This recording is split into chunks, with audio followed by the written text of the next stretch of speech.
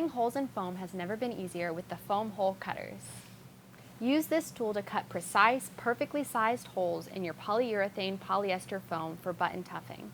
The hole in the foam will allow the button to sink into the foam for a professional-looking tuft upholstery piece. This hole cutter attaches to a drill press or a handheld power drill and uses an extremely sharp carbonized cutting edge to cut through seating foam with ease. The cutting cylinder is 3 inches, but you can cut up to a foam thickness of 5 inches by compressing the foam while drilling. When using the hole cutter, drill straight down to cut your foam, and then keep the drill engaged as you lift the hole cutter out of the foam. Keeping the drill on will pull the cut hole out of your foam piece. The drill also comes with a tool to help remove cut foam pieces. You'll also want to ensure a safe cutting surface underneath your foam project to protect your work surface. To promote a smooth cutting experience, we recommend spraying the inside and outside of the cutting cylinder with a dry silicone lubricant or McLube Sail Coat.